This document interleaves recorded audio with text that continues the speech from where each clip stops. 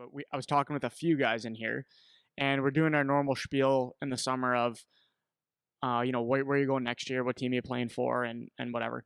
And it's very common with kids that aren't playing in the OHL that play junior still, so that would be junior B, junior A. They jump around league to league or team to team because they're trying to look for a better opportunity in another league, or a team recruited them to go. And there's a lot of kids that just end up playing on 3-4 different junior teams um, when they're not already in the OHL or whatever, because they're chasing an opportunity, whatever. Cool.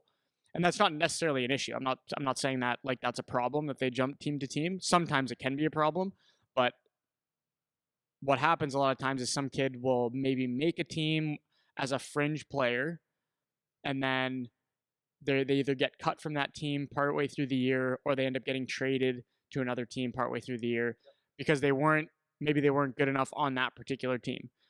So as just a general example, if I'm one of these fringe players and I make a top junior A team in my league, if I play on that team, maybe I'm a fourth liner or a scratch. If I go play on a fifth, sixth, seventh, eighth place team in the same league, maybe now I'm a second liner or a third liner in junior A. And that's pretty common for certain players to bounce around. They'll get more opportunity on one team versus another because maybe they're on a weaker team or whatever. And I think everybody understands that makes sense. So I was talking to a few of our guys about, where they're playing, where they're going. And it was a few kids that had done this. They'd done a jump around a little bit. And it's funny to hear their perspective on what they think about the past teams that they've played on. So the one kid in particular I was talking to, I asked him if he'd be interested in going back to this team he had played for before.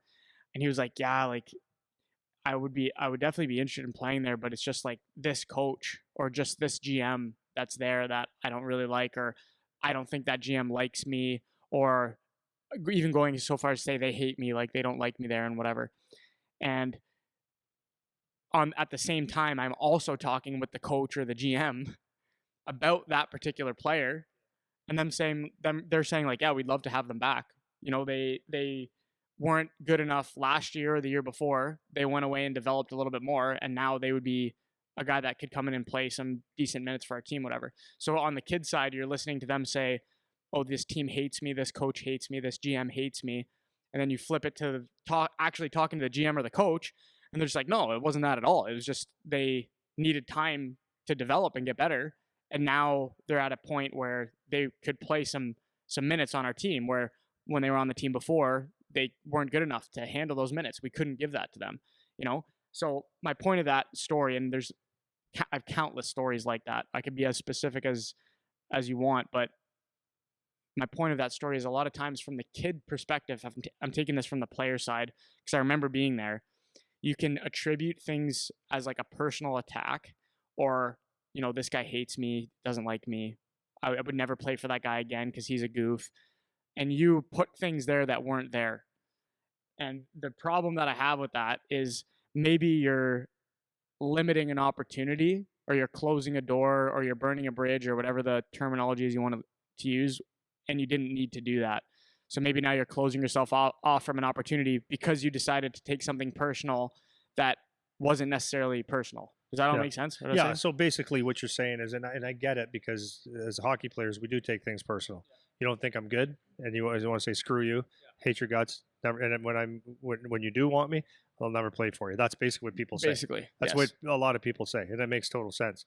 And how do I respond with that? I'm like, the thing is I get it. Like, I totally get it, because you're pissed off. But what a lot of not youth hockey players, but junior and up, what you don't understand is that the level of play is big time. And what you have to understand is, like, a lot of the times it's not because they don't like you as a human, or they want to screw you. Now, there are people that don't tell full truths, but at the end of the day, if you go into junior hockey with understanding the game within the game, and the game is they want to put the best team together possible. Because in junior, as opposed to, major bantam or minor bantam hockey, there's more at stake because it's run as a business, right? So people have jobs. The general manager doesn't just get to be there because he's the general manager. He gets to keep his job because he wins.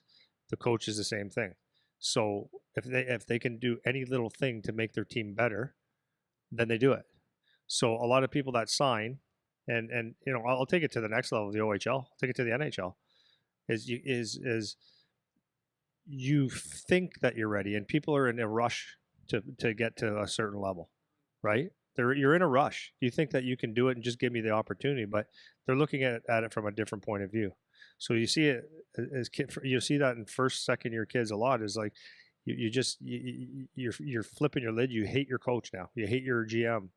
You hate the organization because they're not giving me the opportunity. But then it's like, if you actually look at the numbers, and maybe you're right, but if you really look at the numbers, it's like, who do you really beat out consistently? And you may think so, but like, there might be gaps in your game. So understanding that it's a business, and they got to build their business or build their team long term. Like, they're not looking at just one individual; they're looking at a team. And then what you have to understand is that you might not fit now, but there's still, like, most guys that play junior have 3 to 5 years to play, and you might not fit now, but you might fit later as you develop and become better and usable. Because the worst thing that could happen to a player is it's worse, and you just get a different type of hate on, is when you're not getting the ice. So, do you want to be scratched? That's no fun. Do you want to feel like part of a team? So it's important that you understand. Like, it's just you if you go into this and understand that the business side of it is, it's not about I hate your guts. Although there are times that Right. happens. Of course. So to have, sorry, No, go. I'm just finishing up here, and so you can hold a grudge on someone. Like, there's times when you can, because they've, when would I say that? I'd say you can kind of hold a grudge, or I'm not even judging you if you do. I get it. If someone lies to you and says, "Yeah, we're gonna get this," and then they just pull the carpet under your, like, okay, that's a little different. But holding a grudge, even then, it's like, if it's still a good situation, like later in 2 years, it's a good situation to go back and play for that team, and it'll benefit you. It's like, you're only hurting yourself.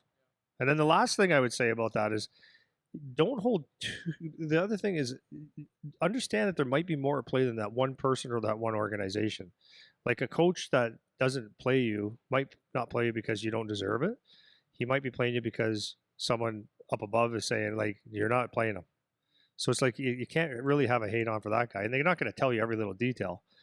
And the other thing I say all the time is, just hang in there, because there's a good chance you outlast your coach. Bottom Yeah, line. that's a good point. Well, I mean, you hit a couple things I was going to touch on. Okay, anyways, well, which that's is okay. perfect. Touch. No, that's perfect. Like, you set it up well. I one other story that came to mind when we were talking is, there was a kid that it was maybe a few years ago now. He had one of these situations where he was on a team and then got traded, and he was doing the hold the grudge thing. And I remember talking to him, and he was telling me about the situation, and he was choosing to not go do something that would have helped him, just because that one person was involved in the situation. And knowing the person he was talking about, that person, to your exact point, doesn't hate the kid or wasn't trying to screw the kid or whatever, because I had conversations with that person also, so I got both sides again. But talking to the kid, he's like, I'm never doing that ever because this person is involved and I hate him. And it's just like, okay, like, I understand in the situation from your perspective how you would be upset by that and whatever. But now, exactly what you said, it's later, it's different, and this would actually be helpful to you to go and do that. So you're gonna, what's the saying? You're gonna chop off your nose to spite your face. Is that the? You can is that say the that. So he was doing something that was actually detrimental to his own development because this person he didn't like was there. And it's a little bit of immaturity for sure. A little bit of, I understand your position, but once again, if you can just understand going into it that there's more at play. And that was the other thing I was going to touch on, is there's a lot of situations and circumstances that can be explained by things going on behind the scenes that you don't see, So from the GM side of it, maybe they're working on a trade with another team and they've been working on it for a year and a half before you're even on the team. And they trade for somebody, and now instead of you being the third line guy, now you're the fourth line guy and maybe getting scratched sometimes. It's like, that has very little to do with you. It was a situation that was happening already for a year and a half that you didn't know about, But that's a situation where you could go into wow, he screwed me because he said I was going to be third line and now I'm fourth line getting scratched or whatever, and then you start to get that sour taste. And I know we're focusing more on junior age players because this is where that makes sense for players to have that attitude because those things can happen. But you never know, like, what is the ownership saying? What are the agents saying? What are the coaches saying? What are the team management people saying? What's the goal? What are they working on behind the scenes that you don't know about? So as a player, you have to think of it like you're an employee, and sometimes the owner of the business doesn't tell you all the things that are going on because it's not necessary. Like, it's not appropriate for you to know all of the backside details of how the business is run, you know? And if you can start to think of it or frame it more that way, and this is maybe something that parents can help their kids understand too. It's like, if you're somebody who works on the line at a manufacturing facility, the guy that is the plant manager isn't coming and telling you everything that's going on. It's like, because your job is to do this thing on the Yeah, line. put that nut. Yeah, put that thing. there, and that's what you're supposed to do. And if you move that up to a hockey team, it's the same thing. Like, you guys are the troops that are on the front line.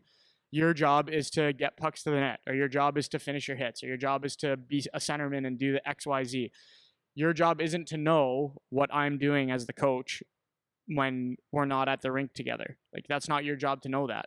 And I think kids, they don't realize that. And when you don't realize that, then you can start to take things as personal because you're the one that is in the center of your own little world and you don't have the zoom out skill yet, Yeah, 100%. So that's kind of what I wanted to outline first is, like, you need to understand going in, like you said, is not everything is personal, because if you take things personally that aren't necessarily personal, you might be closing an opportunity that actually will help you later. And if you're one of those guys that's on the margins, like I said, you need every opportunity you can get, because if you're a guy that could either make it or not, you're one of those borderline guys, then you don't want to burn a bridge or close a door or limit yourself from an opportunity because you feel like holding a grudge against a particular individual. Like, it's of no benefit to you outside of the circumstances where that's actually what's going on and you're 100% sure that that's what's happening. Yeah.